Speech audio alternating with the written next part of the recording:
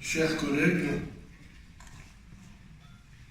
chères collaboratrices, chers collaborateurs, mesdames et messieurs, c'est vraiment avec beaucoup d'émotion que j'ai pu suivre les interventions de ceux qui m'ont précédé. Et en fait, je pense que lorsqu'on mène ce type de réflexion, on n'est pas loin de commencer à trouver des pistes, des solutions. Aujourd'hui, je voulais spécialement partager avec vous le modèle des soins que nous appliquons à Panzi et que nous appelons le modèle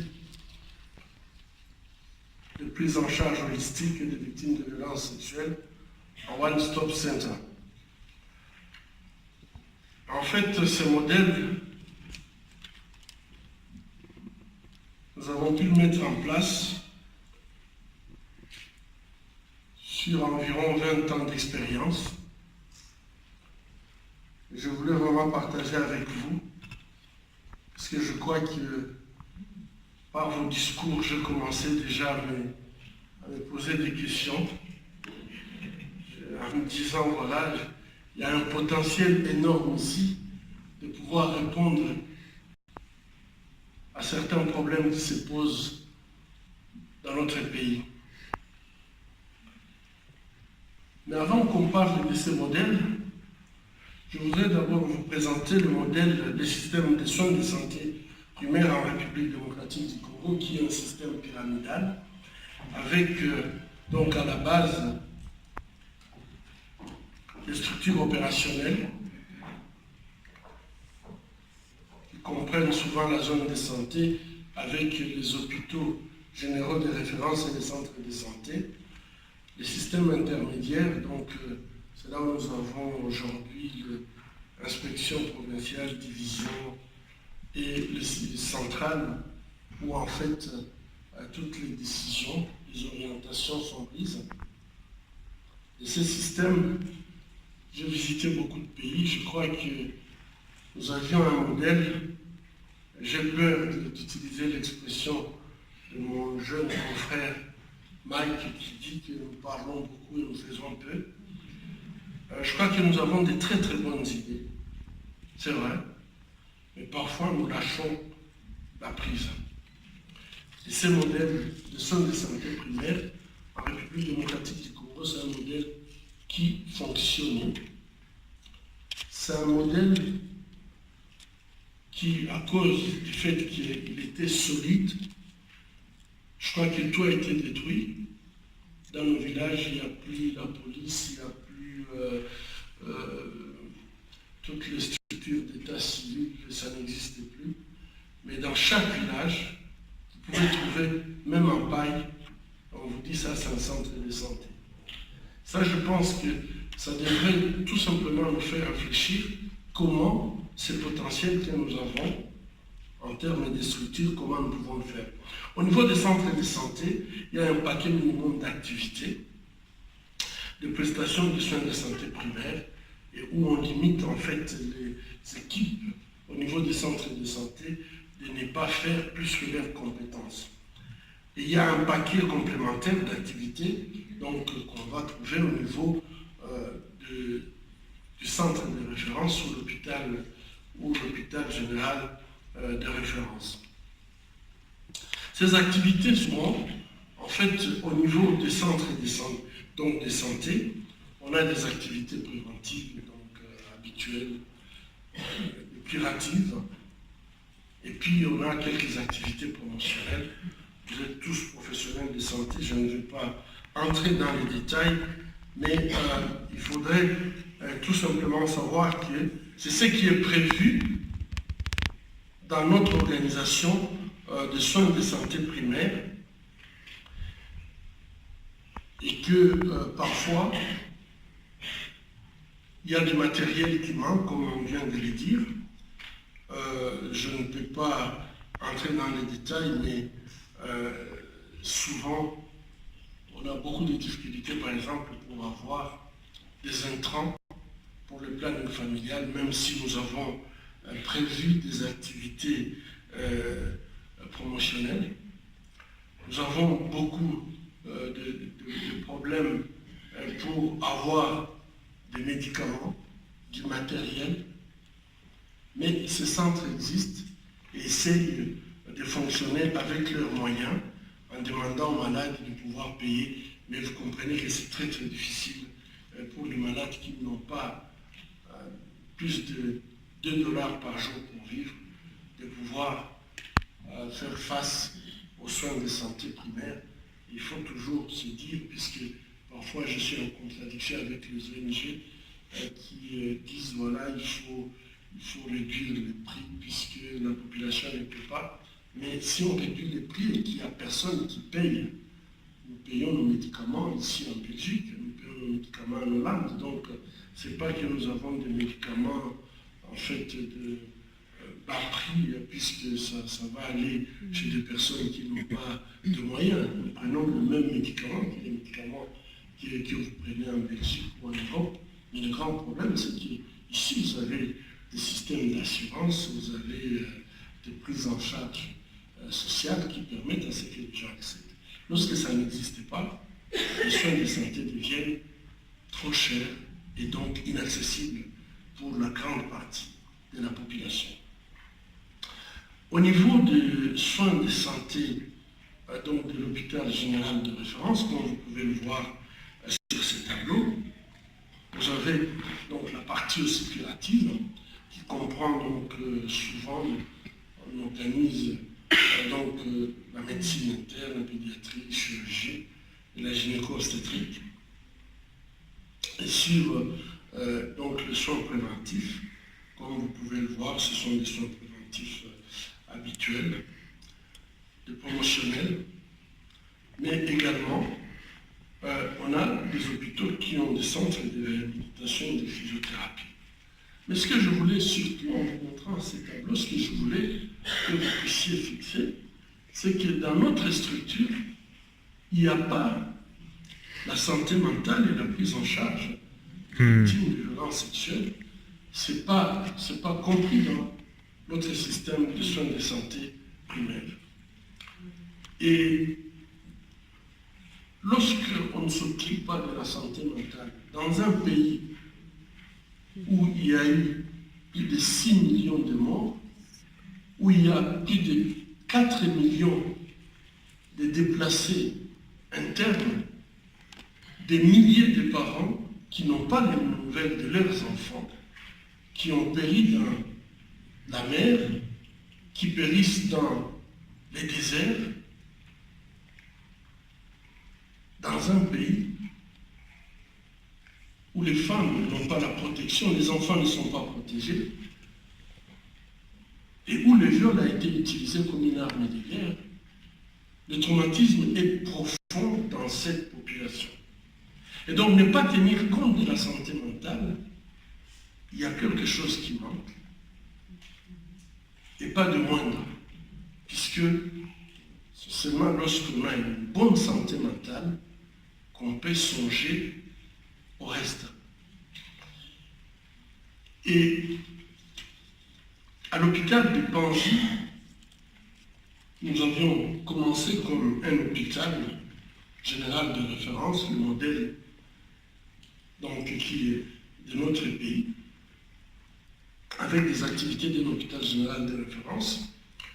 Nous avions commencé la prise en charge des victimes de violences sexuelles et jusqu'aujourd'hui, nous nous battons pour intégrer la santé mentale.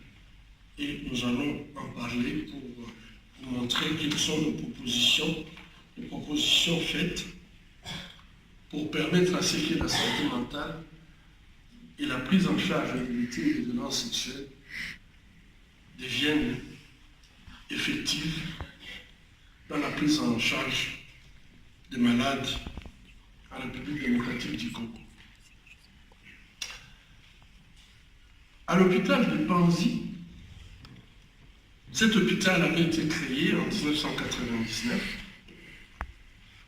J'ai beaucoup aimé ce que disait Mike, parce que nous recevons tous ce type de questions. Je pense qu'au lieu que ces questions puissent nous révolter, elles devraient nous questionner. Et je pense que j'ai été étudiant à Angers, en France. C'est vrai que j'ai trouvé, comme j'avais déjà travaillé au pays avant, et j'ai trouvé que dans les services où j'étais, c'était un service de gynéco-obstétrique, mais pratiquement, chaque médecin avait une petite parcelle de travail qu'il devait faire, alors que moi, je savais que dans ma ville, 1 million d'habitants, il n'y a pas de gynécologue obstétricien. Et nous, on était dans les services, une vingtaine, parfois à vraiment se passer de malades, puisque, bon, ça, je crois que l'autre peut le faire, etc. À un moment, il faut se questionner. Donc, on vous pose la question, quand est-ce que vous allez retourner chez vous? Posez-vous aussi la question, mais qu'est-ce que je fais ici? Est-ce que vraiment je suis là où je devrais être? Est-ce que c'est ici où on a le plus besoin de moi? Et je pense que si on se questionne comme ça, on peut faire progresser les choses autrement. Et c'est vrai que quand j'avais pris la décision, ce n'est pas une décision facile de quitter un pays avec la sécurité, un pays où vous sentez que vous pouvez vous projeter dans le futur, un pays où vous avez des enfants. Mike l'a très bien dit, c'est notre rêve à nous tous de donner un avenir à nos enfants, quitter ce pays pour aller dans un pays où vous n'avez jamais une nouvelle qui vous réchauffe le cœur. Tout ce que vous entendez de ces pays, c'est le chaos, c'est les désordres. Malheureusement, c'est votre pays. Ça vous colle à la peau. Que vous l'oubliez ou pas, c'est votre pays. Et donc, parfois, il faut oser. En 1999, alors qu'on venait de détruire l'hôpital de Lemera, où, après avoir eu mon diplôme de gynécologue obstétricien, je suis parti, puisque c'est là où j'étais choqué pour la première fois, où je voyais des femmes mourir, même deux par jour, on les amène sur le brancard, elle a saigné, c'est trop tard, où elle arrive, vous essayez de réanimer, mais comme on le disait, il n'y a pas de cathéter, il n'y a pas de trousse de transfusion. Non, il y a des groupes au registre négatif, donc il faut aller courir dans le village pour chercher qui est chaotique. C'est vrai que moi je m'étais dit, mais c'est là où je vais retourner, puisque je pense que c'est là où on a besoin de moi. Pas au CHU d'Angers, c'est là où on a besoin de moi. Malheureusement, ces rêves, en 1996, ces rêves avaient été tout simplement, brutalement brisés par la guerre, puisque je l'avais déjà dit dans d'autres occasions, perdre ces malades comme médecin. Vous avez la responsabilité des malades, vous vous battez, vous ne dormez pas, vous êtes chirurgien, vous avez fait une intervention difficile, vous le savez, vous n'arrivez pas à dormir, vous appelez 10 fois l'infirmière pour savoir si la sonde ne bouge pas, et qu'on vienne tirer à bout portant sur le malade. Vous comprenez la douleur que ça fait. Moi, ça m'a pris 2 ans. 2 ans avant que je me remette pour commencer encore à travailler. Et donc, quand j'avais décidé de reprendre, j'avais décidé aussi de quitter cet endroit qui était devenu dangereux. Je me suis installé à Bukavu. J'avais commencé d'abord dans 2 tentes. Une tente qui devrait me servir de salle d'accouchement, une autre tente pour le bloc opératoire faire des césariennes. En Boulotte, en 1998, la guerre recommence, on pille tout, on brûle tout. Donc, deuxième échec, là je n'avais pas perdu le jambe, donc c'était beaucoup plus facile à répandre. En 1999, le 1er septembre, je recommence, pas dans des tentes, mais je réhabilite deux bâtiments qui appartenaient à l'armée. Et là, je commence. Le but, c'est de lutter contre la mortalité maternelle. Le Congo a une mortalité maternelle orientée par nous le plus forte de la planète. Avec l'Afghanistan, je crois que nous caracole au sommet de ceux qui ont une mortalité maternelle la plus élevée. Selon les statistiques, on nous dit 7 femmes sur 1000 meurent lors de l'accouchement. Moi, je dois dire que lorsque vous n'avez pas de statistiques à Kokole ou à Boudjala, comment vous pouvez parler de ça? Là, c'est ce que nous connaissons. Mais ça doit être plus que ça. Mais notre objectif, c'était ça. Comment lutter contre la mortalité maternelle? À ces problèmes qui existent déjà dans notre société, nous allons être confrontés au deuxième problème, les jours où nous installons le petit équipement que nous avions pour faire la césarienne. C'est une dame qui vient avec des blessures graves, après avoir été violée, son appareil génital complètement détruit. Et nous pensons que c'est en fait un malade mental qui a fait ça. Donc ça ne pouvait être que très très passager. Mais en 2018, à la fin de l'année passée, on avait déjà soigné 54 471 victimes de violences sexuelles.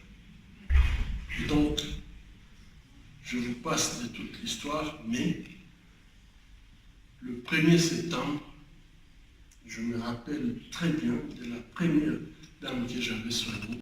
Je ne pouvais pas croire que ma vie était en train de basculer, à faire tout à fait autre chose. Mais également, pour ne pas faire la discrimination, nous opérons également toutes les femmes qui ont des fistules vésico-vaginales, donc une communication entre la vessie et la vessie et le vagin, ou le rectum et le vagin. Nous les faisons aussi dans les mêmes conditions, ça veut dire gratuitement, nous les prenons en charge, puisque c'est une maladie handicapante qui fait tout simplement que les femmes sont exclues de leur société. Ça arrive souvent à des femmes très jeunes, au premier accouchement.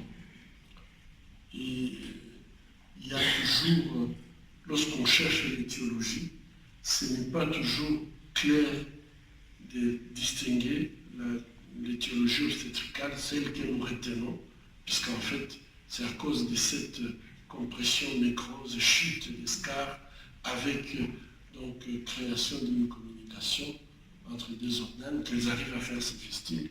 Mais en réalité, ça part toujours par quelqu'un qui la viole. Et quand ils arrivent à l'hôpital, elles ne voient pas tout le reste, que si j'avais un bon médecin, une bonne chirurgie, je n'aurais pas pu faire cette fistule. Elles disent tout simplement, vous m'avez violé, et puis voilà, j'ai une fistule. Mais nous avons trouvé que c'était facile pour elles, au lieu de les discriminer pour la deuxième fois, et leur dire, vous n'avez pas été violé, donc on ne peut pas, ce n'est pas à cause du viol que vous avez la fistule. Je ne sais pas si vous me saisissez. Sur le plan étiologique, nous ne les mettons pas parmi les victimes de violences sexuelles, mais des fistules obstétricales. Mais nous prenons aussi parmi ces femmes, des femmes qui ont des prolapsus. Et ça, je crois que c'est au Congo où j'ai vu des femmes très très jeunes avec des prolapsus, mais vous pouvez comprendre, même avant d'accoucher. Mais ça peut s'expliquer quand vous voyez que même dans des villes aujourd'hui, les filles, dès qu'elles ont 5 ans, vous les trouvez avec des bidons de 10 litres pour aller chercher de l'eau. Eh bien, le plancher, elle vient, à un moment, cède. Et donc, il y a cette prolapsus. Donc, vous voyez, il y a pas mal de problèmes auxquels les femmes sont confrontées, en dehors même de la violence sexuelle. Là, nous parlons des accouchements compliqués qui finissent par la mort, des accouchements compliqués qui se terminent par des fistules, même s'il y a des fistules dues au viol seulement. mais la grande partie, c'est à cause des accouchements.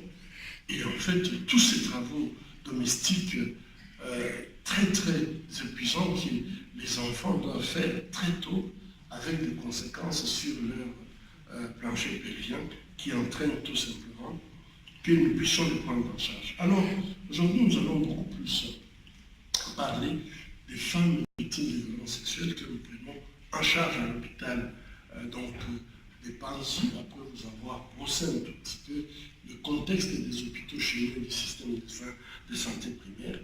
Ces femmes qui arrivent, souvent, elles ont été victimes de viols, mais ce sont des viols qui sont méthodiques. Ça veut dire que vous avez vu sur les réseaux sociaux des gens qui faisaient circuler, et ça je pense qu'il ne faut pas le considérer comme un fait du hasard, qu'on viole des femmes en public, et il y a des gens qui filment et qui mettent sur les réseaux sociaux. C'est une façon de traumatiser qui est tout à fait certaine. Et je crois que ces pratiques, ces fonds où les femmes sont violées en présence de tout le monde, pour les humilier, pour arracher à la femme ce qu'elle a de plus profond, c'est-à-dire sa dignité. Et ces viols sont collectifs. Les femmes sont violées pas par une personne, mais par plusieurs personnes à la fois. J'ai vu des photos où, très récemment, des femmes, on la déshabille en public. Je crois que c'est une méthode de violence qui fait que la femme perd toute sa dignité et toute la considération sociale qu'elle a. Mais en dehors de violer, nous faisons toujours face à ces femmes qui ont été torturées. Et en fait, beaucoup subissent l'esclavage sexuel. Ces tortures, souvent, sont des signatures que les bourreaux mettent sur le corps des femmes, à tel point que vous pouvez voir des lésions et vous pouvez presque les cartographier. Ces viols sont massifs, puisque lorsque vous violez une femme, mais en présence de toute une communauté, cette femme va avoir des traumatismes physiques, psychologiques, certes, mais toute la communauté est traumatisée. Et donc, il y a des victimes, la victime indirecte, mais autour de cette victime directe, il y a toutes les victimes indirectes. Donc, ça amplifie l'effet de ces viols qui se commettent en public. Et vous imaginez, nous avions été parfois appelés, et on trouve dans un village, 200 femmes ont été violées. Dans une nuit. Est-ce qu'on peut s'imaginer une seule seconde que 200 femmes peuvent être violées dans un village, dans une nuit, sans qu'il y ait une planification derrière? Il y a absolument une planification pour pouvoir le faire sur un si grand nombre. Ces viols sont systématiques, car ne tiennent pas compte de l'âge. On a vu des femmes âgées de 80 ans, tout comme les bébés de moins de 5 ans. Je crois que la dernière que j'avais soignée, avant même de venir, elle avait seulement 7 mois. Donc je ne vous parle pas de l'histoire, je vous parle de ce qui est en train de se passer en République démocratique aujourd'hui. Pourquoi ces viols? Puisque la grande question qu'on peut se poser, pourquoi ces viols? Et pourquoi c'est seulement maintenant qu'on en parle? Les viols ont toujours existé dans les conflits. On les a toujours appelés, les vainqueurs pouvaient considérer les femmes comme des putains de guerre. On peut les appeler aussi des effets collatéraux d'une guerre. Mais ici, vous sentez très bien, on ne peut pas parler des collatérales. Lorsque vous violez 200 femmes dans une nuit, donc vous avez très bien planifié ce que vous allez faire, en sachant très bien que ça va avoir une certaine conséquence. Et en République démocratique du Congo, nous avions fait une étude Je crois que je me suis perdu. Non, je me suis perdu complètement. Hein? Bon, en fait, voilà. Je crois qu'en République démocratique du Congo, nous avions fait une étude pour essayer de savoir d'où venaient les femmes que nous soignons.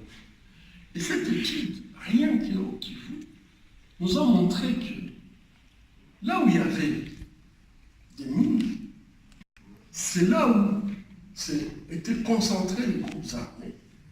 Et en fait, malheureusement, c'est là où venaient également les femmes qu'on soignait au niveau de l'hôpital. Nous avons fait un effort pour essayer d'approcher aussi ceux qui commettent ces viols. Et si vous suivez, vous allez vous rendre compte que souvent, en fait, ils sont commandés. Souvent, il y a des gens qui sont tout à fait à l'extérieur, mais qui les alimentent en armes, qui les alimentent, qui leur donnent des ordres. Et vous ne pouvez pas être un chef militaire, un commandant militaire dans ces zones si vous n'avez pas quelqu'un à Kinshasa pour vous, comme on dit, pistolet. Pourquoi? Puisqu'il y a beaucoup de richesses. Donc, que vous soyez armé, donc que vous soyez un groupe armé, ou que vous soyez de l'armée régulière, ce sont des zones où les hommes en armes se battent pour être, puisque ce sont des opportunités de faire de l'argent. Donc, c'est tout à fait une guerre économique qui se passe dans cette partie du pays. Quels sont les impacts? En reprenant le dossier, essayez de voir où se trouve cette population, nous avons pu nous rendre compte qu'il y a un déplacement massif de la population qui s'est fait. Lorsque on viole en public, lorsqu'on torture, la population a une telle peur que lorsqu'on parle de l'arrivée de ces groupes armés, la population a tendance tout simplement à quitter l'endroit pour aller chercher l'abri là où ils peuvent se protéger. Et donc ça va entraîner des flux, des déplacements de la population. Et aujourd'hui, les villes, il n'y a plus d'urbanisme, rien, tout a éclaté puisque les gens ils quittent les milieux ruraux, là où ils peuvent cultiver, ils ont des élevages, etc. Là où ils ont une sécurité alimentaire pour venir se concentrer dans les grands centres où la population a l'impression d'avoir une protection, une sécurité, mais en réalité, il n'y a pas de sécurité puisque vous allez bien comprendre, lorsque les soins de santé ne sont pas pris en charge, il y a tous les problèmes de santé publique qui vont se poser, les maladies, les diarrhées, etc. Et ces populations ils meurent dans des grands centres, dans la misère totale.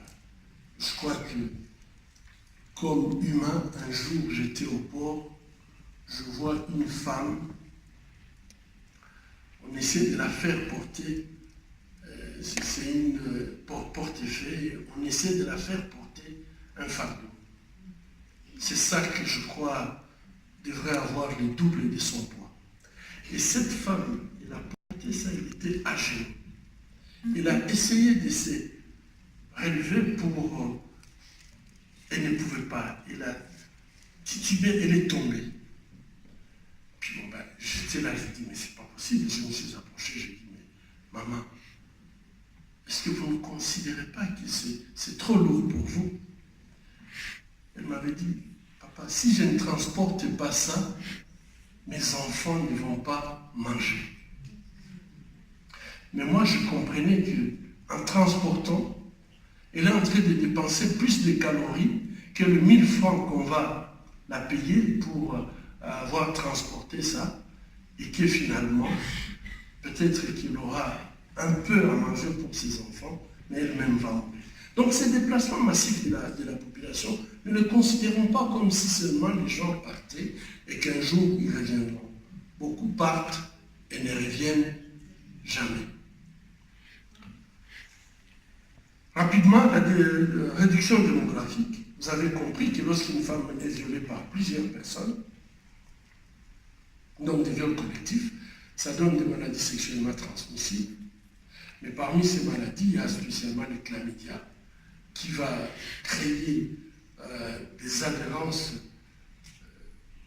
pelviennes, et que souvent ces femmes, après avoir subi ça, leur fertilité est tout à fait réduite. Mais également, lorsque elles attrapent le VIH, elles deviennent un réservoir de virus. Non seulement elles-mêmes, elles vont mourir à petit feu, et on va le mettre au compte du VIH, mais elles vont également contaminer autour d'elles. Et donc, le viol comme arme, même si on ne tue pas la victime immédiatement, mais le fait de la violer, ça a un impact sur la démographie, par la réduction de la fertilité, mais également par la contamination du VIH qui peut entraîner la mort douce. En présence de son mari, ou lorsqu'on viole un homme en présence de ses enfants, ou les enfants en présence des parents, à partir de ces jours, votre rôle, votre identité sociale se perd. Parce que les hommes me disent, depuis ces jours, je ne me sens plus comme un homme. Et les femmes me disent, depuis ces jours, on m'a tué. Il y a des enfants qui refusent même de regarder leurs parents dans les yeux. Donc il y a une rupture, une destruction du tissu social et de la vie familiale. Les hommes, lorsqu'ils ont un petit peu du courage, ils vont quitter leur toit conjugal pour aller dans des zones minières ou accepter l'esclavage. Et donc, le couple est tout simplement détruit. Alors, on a, avec ce que nous voyons là, que le viol peut entraîner, on a le même impact qu'une arme classique. Mais ici, c'est une arme qu'on n'achète pas. Là, c'est une machine gun qui coûte quelques centaines ou milliers de dollars. Mais pour détruire par le viol, c'est juste faire un lavage de cerveau à un jeune de 12, 13, 14 ans. Et vous obtenez la même chose à moindre coût. Alors, on ne peut pas rester à pleurnicher et crier par rapport à ce qui nous arrive.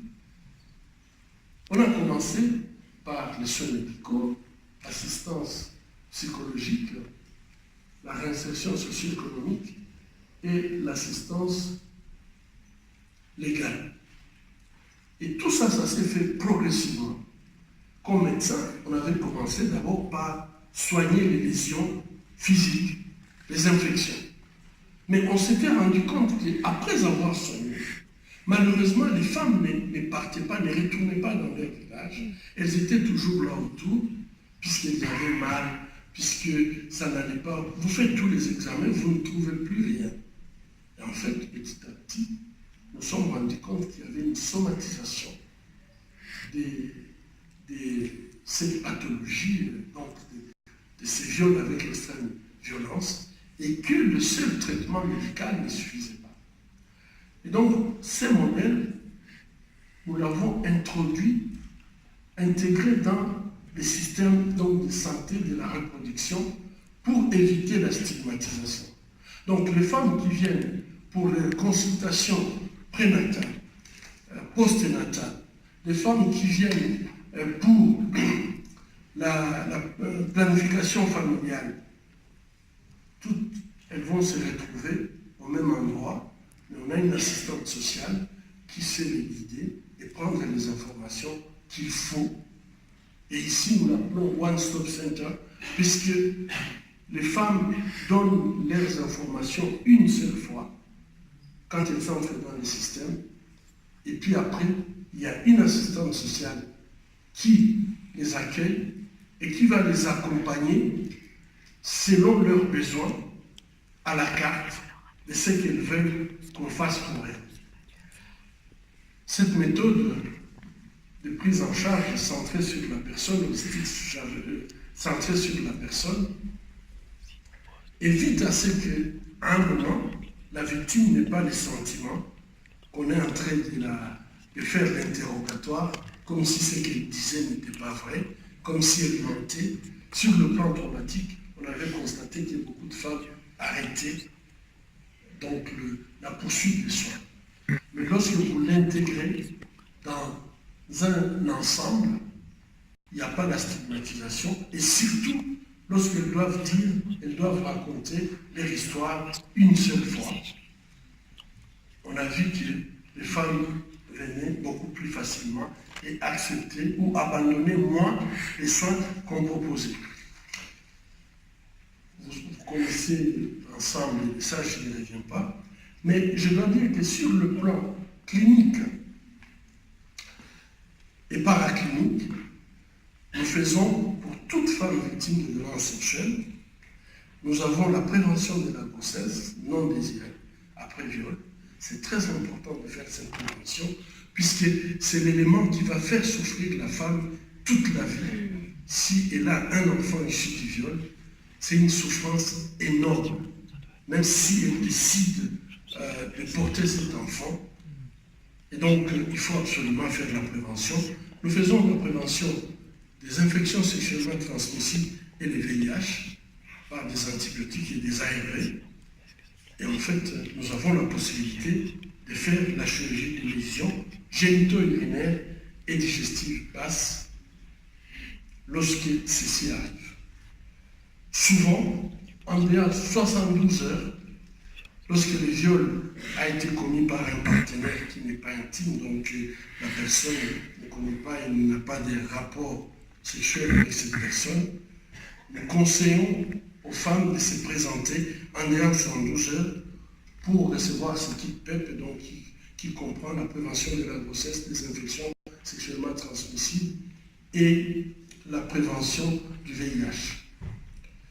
Lorsque les victimes viennent après 72 heures, malheureusement, là, nous traitons seulement des infections et nous traitons les lésions génitales. Nous avons initié des médecins et nous considérons que parmi la pratique de cette méthode de One Stop Center, il faut privilégier de faire le certificat médical. Les femmes, lorsqu'elles viennent, elles vous racontent ce qu'elles ont subi.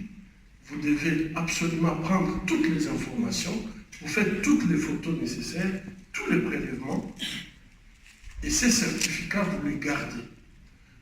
Elles peuvent ne pas en avoir besoin. À 99%, quand elles viennent à l'hôpital, elles n'ont pas besoin, elles ont seulement besoin que vous puissiez dire, vous n'avez pas le VIH-Sida, vous n'avez pas, nous avons soigné l'infection, et vous pouvez avoir des rapports sexuels, vous pouvez accoucher, etc.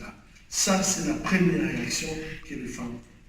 Mais systématiquement, nos médecins nous demandent à ce qu'elles puissent, même s'il n'y a pas une réquisition de médecin, de pouvoir quand même rédiger un certificat médical que nous gardons à l'hôpital au cas où, et on va voir que plus tard, ça peut prendre 1 année, 5 ans, 10 ans, les femmes reviennent avec la même question, elles veulent avoir la justice. Et dans ce cas-là, si vous n'avez pas la possibilité d'avoir un certificat, elle aura déjà oublié sa façon de présenter les faits et que peut-être vous-même, vous ne savez pas rédiger ces certificats, vous n'avez plus de photos, vous n'avez rien, donc vous ne pouvez pas faire grand-chose. Sur le plan médical, je voulais aujourd'hui, puisque, comme je vous dis, nous faisons les fistules, les réparations du périnée, etc. Mais aujourd'hui, je voulais vous parler surtout des enfants. Parce que je trouve que c'est choquant de voir à quel point les enfants sont violés, détruits, et les gens se taisent. Je projette cette image parce que vous êtes tous du corps médical. C'est choquant. Puisque je pense que, autant lorsque nous refusons de prendre nos responsabilités de la communauté humaine, nous avons tendance à dire aux femmes, est-ce que c'est vrai? Elle dit qu'elle a été violée, est-ce que ce qu'elle dit c'est vrai? Pourquoi elle a été là? Pourquoi elle est partie là? Elle a voulu, puisqu'elle ne pouvait pas se trouver là. Un bébé de 18 mois, qu'est-ce que nous répondons? Qu'est-ce que nous la reprochons? Parce que c'est ça. Une femme qui va à la police, c'est ça. Les interrogations qu'on pose.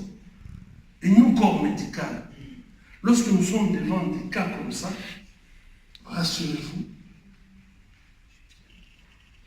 psychologiquement, nous sommes aussi atteints. Et donc,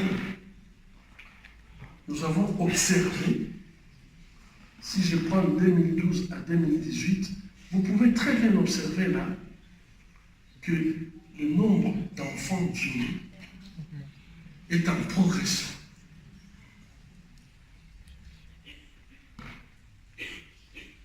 J'ai dénoncé, j'ai essayé de demander l'appel au secours. À un moment, tu sens comme s'il faut abandonner. Mais le nombre d'enfants est en progression. Et je ne vois plus ce que nous, comme corps médical, nous pouvons encore faire de plus de ce que nous faisons. Ces enfants qui sont violés se retrouvent avec des lésions diverses. Et là, je pourrais peut-être vous donner la classification que nous avons publiée à Paris, puisque dans la littérature, il n'y en avait pas. Et s'il n'y en avait pas dans la littérature, c'est pour vous dire que ce que nous connaissons est historique. Et peut-être que pour le moment, il n'y a personne qui peut avoir les données que nous avons par rapport au viol des enfants. Donc c'est une responsabilité de pouvoir dire, ça ne doit pas continuer. Si on a une société qui ne protège plus les bébés, ce n'est plus une société. Et là donc, les enfants malheureusement se trouvent avec des lésions diverses. Et ici nous avons publié une classification dans le journal international des gynéco et obstétriques qui montre 5 types de lésions qu'on peut observer. Cette classification est inclusive. Nous avons vu plusieurs malades et toutes les victimes que nous avons pu soigner peuvent entrer dans cette classification, où le type 1, c'est une abrasion, tout simplement, cutanée. Le type 2, c'est des lésions musculo-cutanées, mais sans atteinte ni des sphincters anal, ni du mécanisme de clôture vésicale. Le type 3, c'est lorsque vous avez une atteinte au niveau du sphincter anal qui souvent est tout simplement rupturé et donc laisse s'élever incontinente fécale. Le type 4, c'est lorsque il y a, en plus de l'atteinte du sphincter anal, il y a également une atteinte du mécanisme de clôture vésicale, et donc les enfants perdent les urines en continu.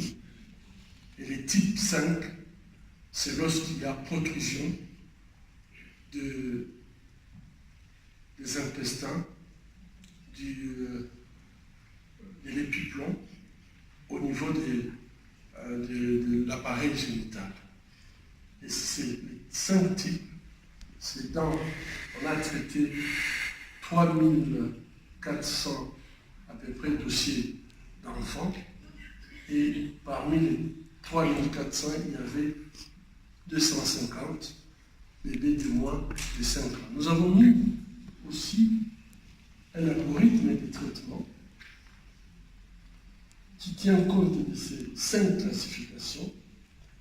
Et sur cet algorithme de traitement, qui a également été publié pour les professionnels de la santé, les types 1 et les types 2, souvent les enfants nous arrivent dans un état où elles ont été violées en pleine brousse, et souvent il est très important de pouvoir faire la vaccination contre le tétanos, la vaccination contre l'hépatite virale, et souvent pour ces enfants on donne les traitements anti-infectieux, et lorsque ce sont seulement des abrasions, on les laisse partir le même jour, on ne les garde pas à l'hôpital.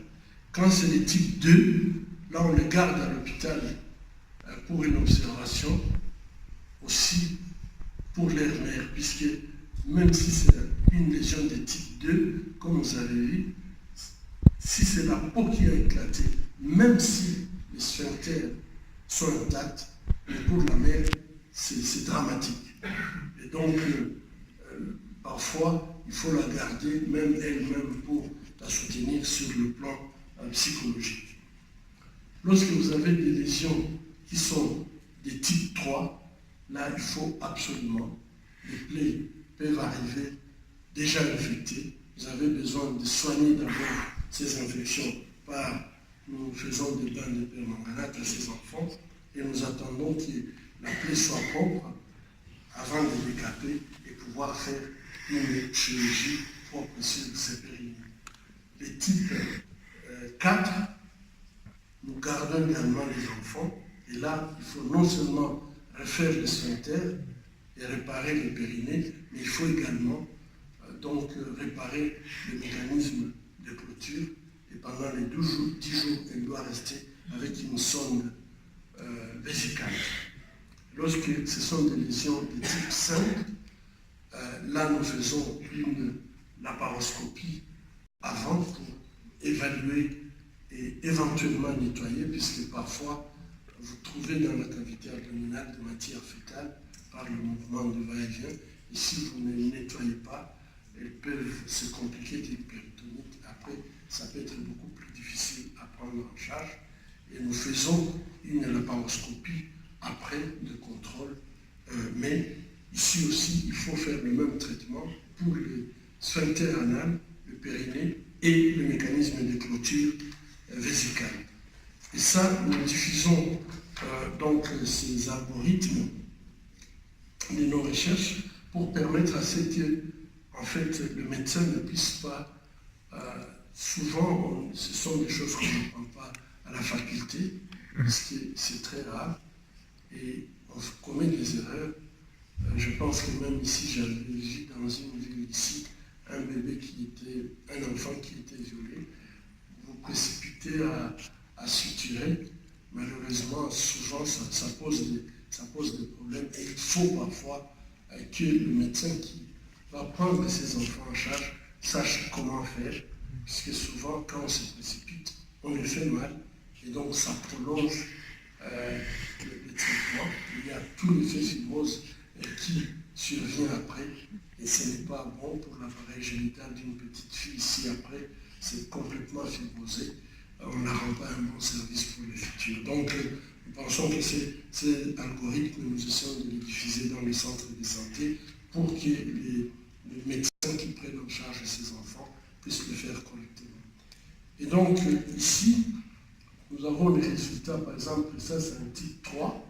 Vous pouvez voir sur le type 3, en fait, les rayons du rectum, de l'anus, on peut très bien le voir, on voit très bien que le sphincter n'est pas là, le sphincter a été complètement détruit, et que le vagin, le rectum et la vessie forment tout simplement une espèce de cloaque Et donc, après la réparation, on met ça. Donc ici, je dois dire que pour la résolution des incontinences fécales, presque à 100%, on y arrive, de refaire le sanitaire et rendre ces petites filles continentes. En ce qui concerne la continence urinaire, nos résultats sont seulement à 80%, puisque les gynécologues qui sont là comprennent très bien. Nous attendons voir ce que nous pouvons faire peut-être plus tard, mais lorsqu'on n'arrive pas à avoir cette continence à la première chirurgie, souvent ça cicatrise, mais les enfants continuent à perdre les urines par des incontinences qui peuvent être peut-être des types d'efforts plutôt que de stress incontinence. Voilà. Nos activités, nous les faisons pas seulement à l'hôpital de Panzi. Nous allons presque, comme vous pouvez le voir sur la carte, presque dans toutes les provinces, sauf la province de Bandundu et de Bas-Congo, où en fait nous avons nos amis de l'hôpital Saint-Joseph qui font la chirurgie dans cette partie. Mais pour le sud Ubangi, comme vous pouvez le voir, dans le nord Ubangi, Lomami, Sankuru, Lualaba, etc. Dans tous ces sites, nous allons nous envoyons une équipe de chirurgiens, de psychologues, anesthésistes, des infirmiers et des personnes pour assister. Et au lieu de déplacer les malades, puisque ça nous coûterait excessivement cher, lorsque vous déplacez une patiente, par exemple, de Guémena, il faut ou de Boamanda ou Tandala, il faut qu'elle passe par Kinshasa pour prendre l'avion Goma. Goma, c'est trop compliqué. Donc c'est beaucoup plus facile lorsque nous allons, par exemple, à Kassanji, dans la province de Lualaba. Là, nous pouvons tout simplement communiquer dans les églises et les victimes viennent, on les soigne, et toutes celles qu'on ne peut pas soigner dans les campagnes, on paye pour elles l'avion. C'est beaucoup plus facile. Là, on paye seulement pour l'équipe et les quelques malades qui nécessitent un transfert vers l'hôpital. Voilà. Dans ces équipes mobiles que nous faisons, nous avons également la distribution des médicaments que nous faisons, puisque quand nous allons dans les centres, il est très important de pouvoir non pas seulement former les équipes que nous trouvons, mais nous essayons également de leur donner des médicaments. Et ici, je pense que nous avons un problème puisque nous faisons de la sensibilisation, mais souvent les kits qui comprennent les trois types de médicaments, les ARV, les antibiotiques et la prévention d'une grossesse, souvent ça manque. Et là, ça devient encore beaucoup plus traumatisant puisque nous avons déjà donné beaucoup d'informations. Et si elle se présente, elle a le courage de venir en dehors 12 heures et qu'elle ne trouve pas de médicaments, elle se sent complètement désespérée puisqu'elles savent ce qui va suivre. Là, c'est une petite pharmacie. Et de l'autre côté, c'est une équipe qui est en train d'opérer. Vous voyez là, on opère souvent avec des lumières. Donc, au lieu de cialytiques, on a des lumières frontales qui nous permettent de voir clairement ce qu'on est en train de faire. Souvent, on peut faire beaucoup avec très peu de moyens, si on a cette volonté de pouvoir le faire. Nous faisons également des urgences humanitaires. Par exemple, rien que l'année 2018, dans des villages comme Kabikokole, comme Wameli, Keba, Moto, etc., nous avions été appelés pour 73 femmes, 31 filles mineures qui ont été violées, etc. Mais nous avons également été dans le cadre humanitaire, puisque dans la province, par exemple, chef de Kananga, on s'était rendu compte qu'il y a vraiment de gros problèmes de violence. Et malheureusement, parfois, nos amis de la police et de la justice ils deviennent agressifs, peut-être parfois, puisqu'ils ne savent pas comment procéder. Et nous avions compris ça par rapport à notre propre expérience. Et donc, nous avons envoyé des équipes pour aller former donc des collègues médecins, mais aussi la police et les magistrats sur la médecine légale et comment ils peuvent interpréter les certificats de médecins lorsqu'ils les envoient. Et ça, ce sont des équipes mobiles, en fait, que nous avons dans le système pour aider. Rapidement, sans menace, on peut aller vraiment très très rapide. La prise en charge psychologique, comme j'avais dit, nous l'avons insérée dans notre prise en charge. Et aujourd'hui, nous militons et nous avons besoin de tous les partenaires qui agissent au Congo et vous de la diaspora, de nous aider puisque nous pensons qu'il faut absolument intégrer la santé mentale dans les soins de santé primaire pour permettre à ce qu'on ait de la prise en charge à tous les niveaux.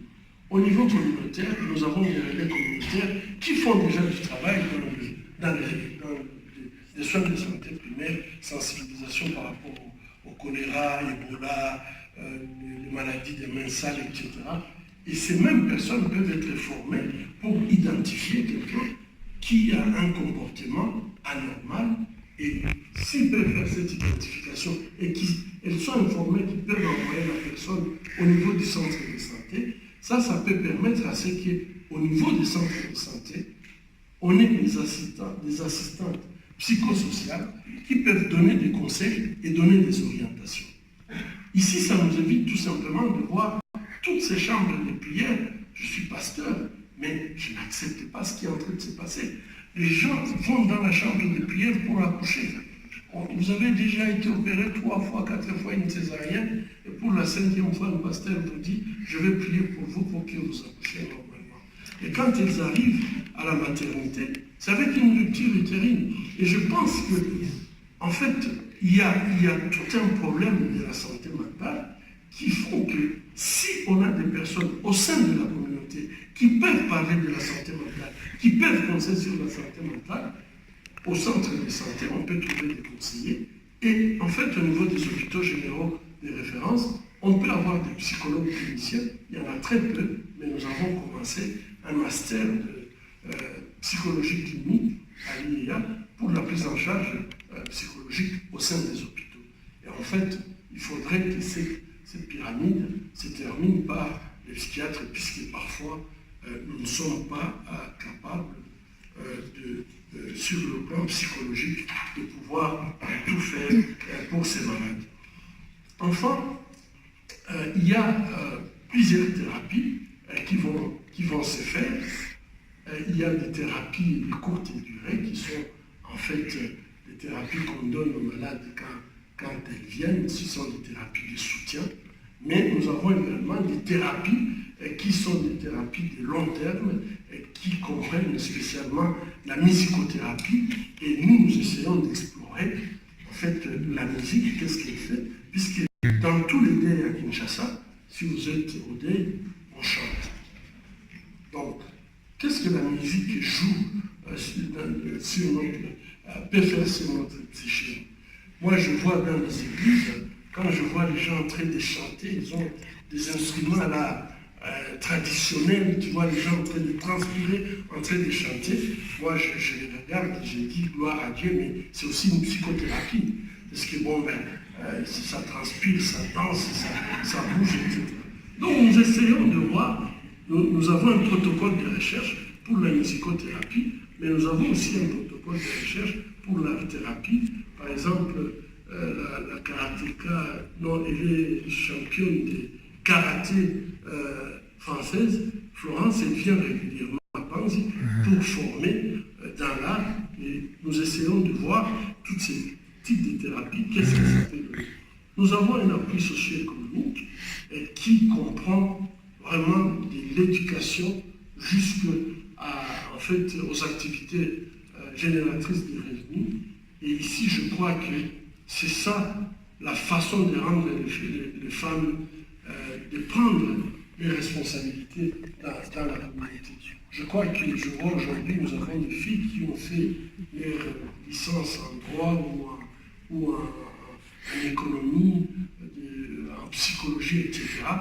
Et moi, j'ai l'impression que lorsque les femmes passent par ces trois piliers que nous venons de décrire, après elles deviennent de véritables militantes, activistes des droits de l'homme. Et ici, ça va transformer toute leur vie et deviennent des femmes qui forcent et poussent dans leur milieu. Je crois que ça, ce sont les différentes activités, mais je voulais aussi vous parler spécialement des enfants des mines. Ces enfants qui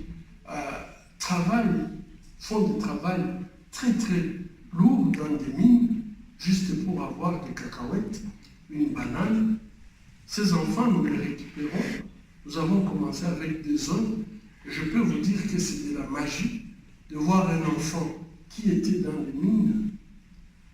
Quand vous les récupérez, vous les mettez à l'école. Le fait d'avoir un repas par jour, cet enfant s'accroche à l'école à tel point que même quand vous dites aujourd'hui c'est férié, il refuse.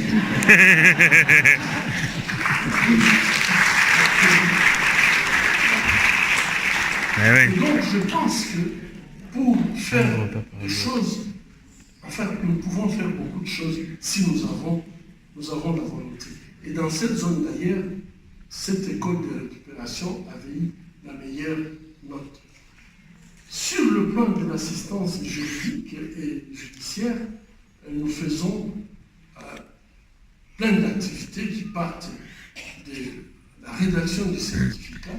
Lorsque les patientes veulent, parce qu'on ne les oblige pas, lorsqu'elles décident d'aller devant les cours et tribunaux, nous avons des magistrats, des avocats plutôt, qui les accompagnent, qui donnent des conseils gratuits, qui les orientent.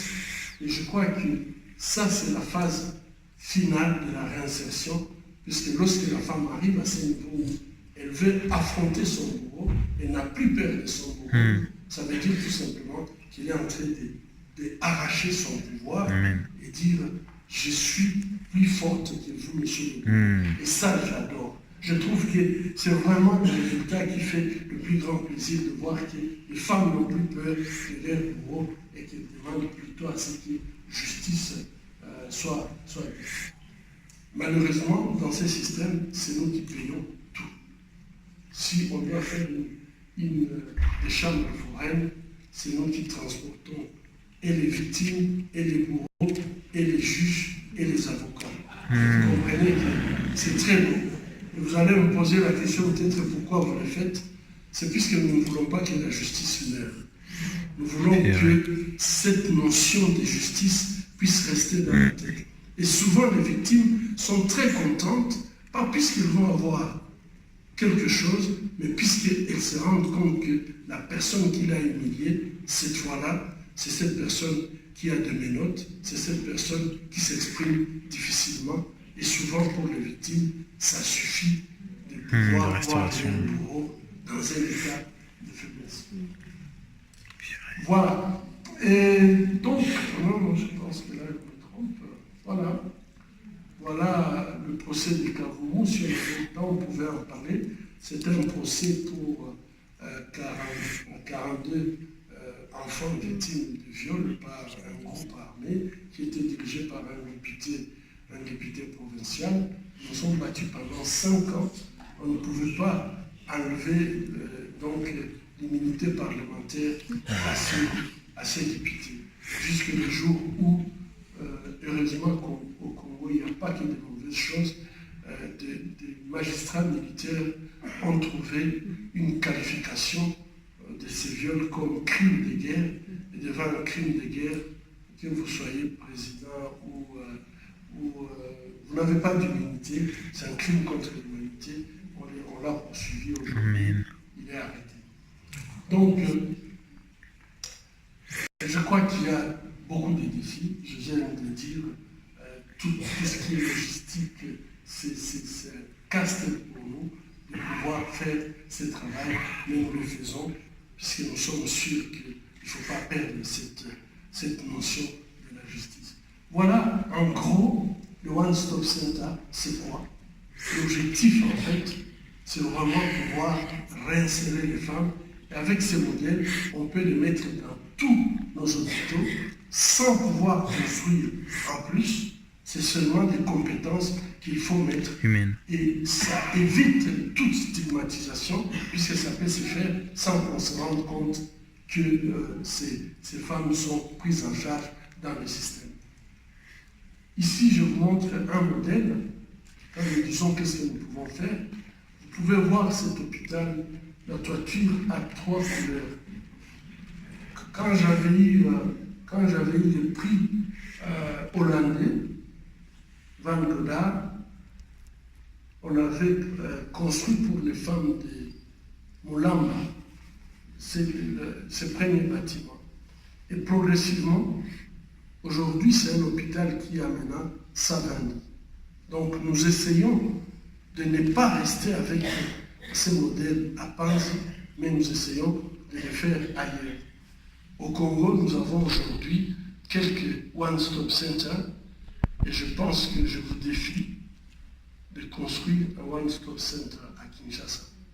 Si nous tous ici, nous pouvons mettre nos efforts ensemble, nous pouvons avoir un centre à Kinshasa.